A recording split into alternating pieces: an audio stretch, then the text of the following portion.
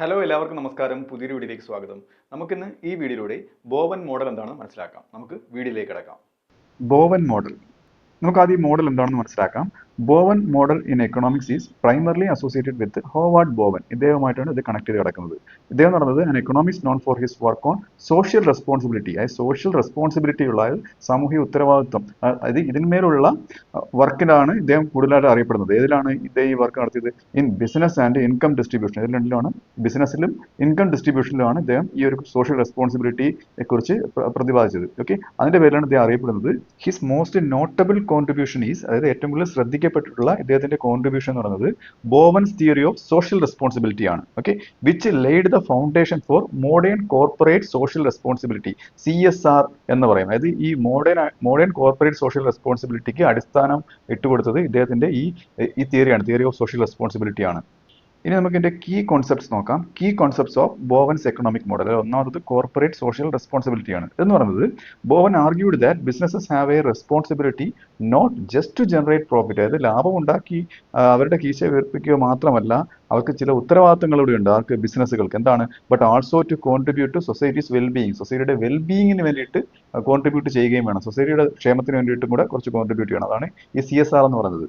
Company should consider the impact of their decision on employees. അതായത് ഞാൻ ഇനി പറയാൻ പോണ ആൾക്കാരിലൊക്കെ അവരിലുണ്ടാക്കുന്ന ഇമ്പാക്ട്, ഒരു കമ്പനി ഒരു തീരുമാനം എടുക്കുമ്പോഴത്തേക്ക് ഈ പറയുന്ന ആൾക്കാരിലൊക്കെ എങ്ങനെ അത് അവർക്ക് ഒരു ആഘാതം ഉണ്ടാക്കുന്നു കൂടെ കമ്പനി കണക്കിലെടുക്കണം. ആർക്കാണ്? എംപ്ലോയീസിന്, ആ കമ്പനി വർക്ക് ചെയ്യുന്ന ആൾക്കാർക്ക്, കൺസ്യൂമേഴ്സിന്, കമ്മ്യൂണിറ്റീസിന്, അതായത് സമൂഹത്തിന്, ആൻഡ് ദ എൻവയോൺമെന്റ്, പരിസ്ഥിതിക്ക്. അപ്പോൾ ഇതൊക്കെ കണക്കിലെടുക്കുമ്പോഴാണ് ഒരു കമ്പനിക്ക് ഒരു കോർപ്പറേറ്റ് സോഷ്യൽ റെസ്പോൺസിബിലിറ്റി ഉണ്ടെന്ന് പറയുന്നത്.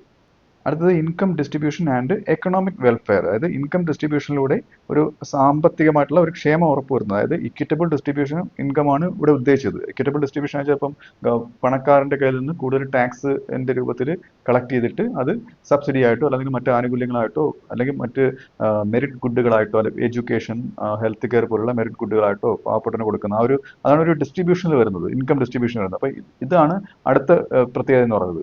Bowen studied how income is distributed within an economy. ഒരു എക്കോണമിയിൽ എങ്ങനെ ഇൻകം ഡിസ്ട്രിബ്യൂട്ട് ചെയ്യപ്പെടുന്നു ഇദ്ദേഹം പഠിച്ചു. And how policies can influence wealth equality. ഞാൻ നേരത്തെ പറഞ്ഞ പോലെ വെൽത്തിന്റെ ഒരു ഇക്വാളിറ്റി കൊണ്ടുവരുന്നതിന് ഈ ഗവൺമെന്റ് പോളിസീസ് ഉണ്ട്, അത് എങ്ങനെ സഹായകരമാകുന്നു ഇദ്ദേഹം അതിനെക്കുറിച്ച് പഠനം നടത്തി. ഓക്കെ, ഹിസ് വർക്ക് അലൈൻസ് വിത്ത് വെൽഫെയർ എക്കണോമിക്സ്. അത് കൂടുതലായിട്ടും ഇത് ചേർന്ന് നിൽക്കുന്നത് വെൽഫെയർ എക്കണോമിക്സുമായിട്ടാണ് ഇദ്ദേഹത്തിന്റെ വർക്കുകൾ ചേർന്ന് നിൽക്കുന്നത്. Focusing on policies that promote economic fairness, അതായത് എക്കണോമിക് ഫെയർനെസ് പ്രൊമോട്ട് ചെയ്യുന്ന പോളിസീസിലാണ് ഇദ്ദേഹം കൂടുതൽ ഫോക്കസ് ചെയ്യുന്നത്. അടുത്തത് എത്തിക്കൽ ഡിസിഷൻ മേക്കിംഗ് ഇൻ ബിസിനസ് ആണ്. അതായത് businesses should make decisions based on long term societal benefits. അതായത് ലോങ് ടേം ആയിട്ടുള്ള സൊസൈറ്റൽ ബെനിഫിറ്റ് മുന്നിൽ കണ്ടുകൊണ്ട് ബിസിനസ് അവരുടെ തീരുമാനങ്ങൾ എടുക്കണം, rather than short term profit. ഏതിൽ ഫോക്കസ് ചെയ്യുന്നതിന് പകരം ഷോർട്ട് ടൈം ആയിട്ടുള്ള താൽക്കാലികമായിട്ട് കിട്ടുന്ന പ്രോഫിറ്റിന് പകരം ലോങ് ടേം ആയിട്ടുള്ള സോഷ്യൽ ബെനിഫിറ്റ്സിൽ അവർ ഫോക്കസ് ചെയ്യണം. Okay, this perspective influenced the development of stakeholder theory. അപ്പോൾ ഇങ്ങനെ ഒരു കാഴ്ചപ്പാടാണ് സ്റ്റേക്ക് ഹോൾഡർ തിയറി രൂപീകൃതമാവാൻ, അത് നിലവിൽ വരാൻ കാരണമായത്. അതായത് ഈ സ്റ്റേക്ക് ഹോൾഡർ തിയറി ഇതാണ്, which balances the interest of all stakeholders. അതായത് നമുക്കറിയാം സ്റ്റേക്ക് ഹോൾഡേഴ്സ് എന്ന് പറഞ്ഞാൽ ഇന്റേണൽ സ്റ്റേക്ക് ഹോൾഡേഴ്സ് ഉണ്ട്, എക്സ്റ്റേണൽ സ്റ്റേക്ക് ഹോൾഡേഴ്സ് ഉണ്ട്. ഇന്റേണൽ സ്റ്റേക്ക് ഹോൾഡേഴ്സ് എന്ന് വെച്ചാൽ നമ്മുടെ ബിസിനസ്സുമായിട്ട് നേരിട്ട് ബന്ധപ്പെട്ട മാനേജേഴ്സ്, വർക്കേഴ്സ്, അതിൽ ജോലി ചെയ്യുന്ന എംപ്ലോയീസ്, അവരൊക്കെ ഇന്റേണൽ സ്റ്റേക്ക് ഹോൾഡേഴ്സ്. എക്സ്റ്റേണൽ സ്റ്റേക്ക് ഹോൾഡേഴ്സ് വരുമ്പോഴത്തേക്ക് ഗവൺമെന്റ്, സൊസൈറ്റിയൊക്കെ എക്സ്റ്റേണൽ, കൺസ്യൂമേഴ്സ് ഒക്കെ, കസ്റ്റമേഴ്സ്, അതൊക്കെ എക്സ്റ്റേണൽ ആണ്, ബിസിനസ്സുമായിട്ട് നേരിട്ടല്ലാതെ ബന്ധമുള്ള ആൾക്കാർ, ബിസിനസ്സിന് പുറമേ വരുന്ന. അപ്പം ഈ എല്ലാ ആൾക്കാരുടെ, അതായത് ഇന്റേണൽ എക്സ്റ്റേണൽ സ്റ്റേക്ക് ഹോൾഡേഴ്സിന്റെ താല്പര്യങ്ങൾ എന്ത് ചെയ്യണം? ബാലൻസ് ചെയ്യണം. Not just shareholders. ഷെയർ ഹോൾഡേഴ്സിന്റെ താല്പര്യങ്ങൾ മാത്രം അത് സംരക്ഷിച്ചാൽ പോരാ, അവർക്ക് കൃത്യമായിട്ട് പ്രോഫിറ്റ് കിട്ടും, അതിന്റെ ഡിവിഡൻഡ് കൊടുത്ത് അവരെ സാറ്റിസ്ഫൈ നിർത്തിയാൽ പോരാ. എല്ലാ സ്റ്റേക്ക് ഹോൾഡേഴ്സിന്റെ ഇൻട്രസ്റ്റ്, താല്പര്യങ്ങൾ സംരക്ഷിക്കുന്ന രീതിയിലുള്ളതായിരിക്കണം. അതാണ് ഉദ്ദേശിച്ചത്.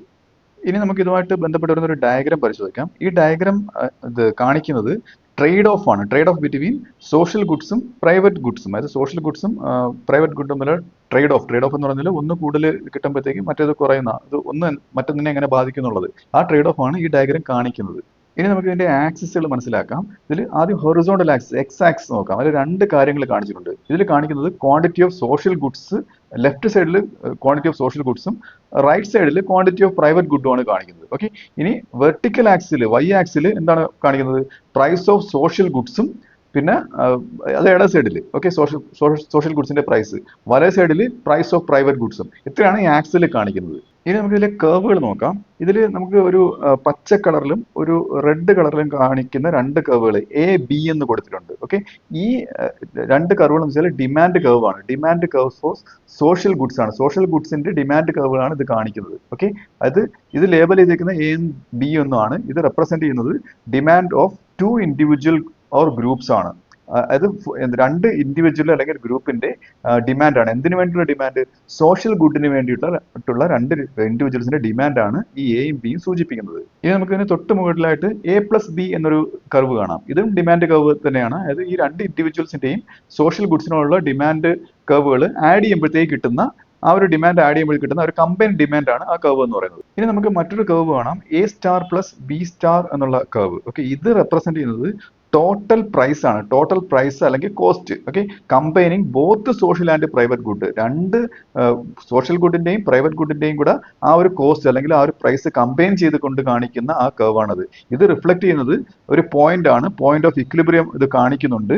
Okay, where society balances between the two type of goods. അതായത് ഇക്വിലിബ്രിയത്തിൽ ഈ സൊസൈറ്റി എന്ന് പറയുന്നത് ഈ രണ്ട് ഗുഡിന്റെയും കൂടെ ഒരു ബാലൻസ് വരുന്ന ഒരു അവസ്ഥയാണ് ഇതിന്റെ ഇന്റർസെക്ഷൻ കാണിക്കുന്നത്. അതായത് A+B A*+B ഇന്റർസെക്ഷൻ ആയിട്ടുള്ള ആ B എന്ന പോയിന്റിൽ കാണിക്കുന്നത്. അപ്പോൾ ഈ B എന്ന് പറയുന്ന പോയിന്റ് പ്രത്യേകത എന്താണ്? അവിടെയാണ് ടോട്ടൽ ഡിമാൻഡും ടോട്ടൽ കോസ്റ്റും തുല്യമായിട്ട് വരുന്നത്. ഓക്കെ, അതാണ് സോഷ്യലി ഓപ്റ്റിമൽ ബാലൻസ് എന്ന് പറയുന്നത് of private and social goods. ഈ രണ്ട് ഗുഡിന്റെയും സോഷ്യലി ഓപ്റ്റിമൽ ആയിട്ടുള്ള, അതായത് മതിയായിട്ടുള്ള ഒരു ബാലൻസ് വരുന്നത് ഈ പോയിന്റിലാണ്. ഓക്കെ, ഇനി നമുക്ക് ഇതിൽ ഡിഫറെന്റ് പോയിന്റ്സുകൾ കാണാം. A, G, F, C, D ഇങ്ങനെയുള്ള പോയിന്റുകൾ കാണാം. ഈ പോയിന്റ് കാണിക്കുന്നത് different combinations of prices and quantities ആണ്. എന്തിനു വേണ്ടിയിട്ടുള്ള?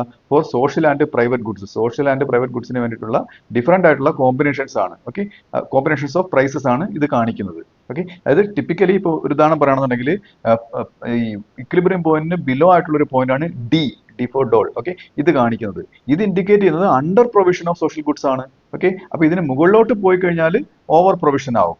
ഏതിന് മുകളിലോട്ട്? ഈ B എന്ന ഇക്വിലിബ്രിയം പോയിന്റിന് മുകളിലോട്ട് പോയി കഴിഞ്ഞാൽ.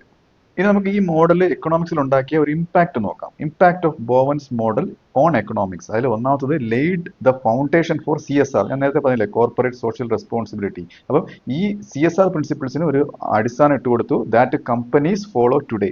അത് ഇന്നും കമ്പനീസ് ഫോളോ ചെയ്യുന്നുണ്ട്. Okay, influenced government policies. Government പോളിസീസിനെ സ്വാധീനിച്ചു. എവിടെയാണ്? On corporate regulation. അതായത് കമ്പനീസിനെ, കോർപ്പറേറ്റുകളെ നിയന്ത്രിക്കുന്നതിൽ ആൻഡ് ഇൻകം റീഡിസ്ട്രിബ്യൂഷൻ ഒക്കെ ചെയ്യുന്നതിൽ എന്തിനെ? ഗവൺമെന്റിനെ ഇൻഫ്ലുവൻസ് ചെയ്യുകയുണ്ടായി. പിന്നെ അത് മാത്രമല്ല, എൻകറേജ്ഡ് ബിസിനസ്സുകളെ എൻകറേജ് ചെയ്യും. എന്തിനു വേണ്ടിയിട്ട്? To adopt ethical and sustainable practices. ഞാൻ നേരത്തെ പറഞ്ഞ പോലെയുള്ള എത്തിക്കൽ ആയിട്ടുള്ള അല്ലെങ്കിൽ സസ്റ്റൈനബിൾ ആയിട്ടുള്ള, അതായത് പ്രകൃതിയൊന്നും മലിനപ്പെടുത്താതെ ഫ്യൂച്ചർ ജനറേഷന് വേണ്ടി കൂടെ ഇപ്പോഴുള്ള റിസോഴ്സ് യൂസ് ചെയ്യുന്ന രീതിയിൽ ഉള്ള പ്രാക്ടീസുകൾ നടത്തുന്നതിന് ബിസിനസ്സുകളെ എൻകറേജ് ചെയ്തു. Bowen's work remains relevant today. അത് ഇന്നത്തെ കാലഘട്ടത്തിലും ഇദ്ദേഹത്തിന്റെ വർക്ക് വളരെ പ്രധാനപ്പെട്ടതാണ്.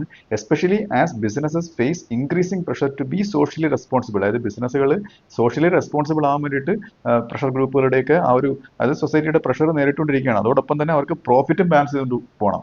And balance profit with purpose. അത് അവരുടെ പേർപ്പസ്, ബിസിനസ്സിന്റെ ഉദ്ദേശം, പ്രോഫിറ്റ്, ഇതൊക്കെ മെയിൻറ്റെയിൻ ചെയ്തുകൊണ്ട് പോവുകയും വേണം. അപ്പോൾ ഇങ്ങനൊരു സന്ദർഭത്തിൽ ഈ തിയറി വളരെ പ്രാധാന്യം അർഹിക്കുന്ന ഒന്നാണ്. അപ്പോൾ ഈ വീഡിയോ നിങ്ങൾക്ക് മനസ്സിലായെന്ന് വിശ്വസിക്കുന്നു. അടുത്ത വീഡിയോയിലൂടെ മറ്റൊരു വിഷയമായി വീണ്ടും കാണാം.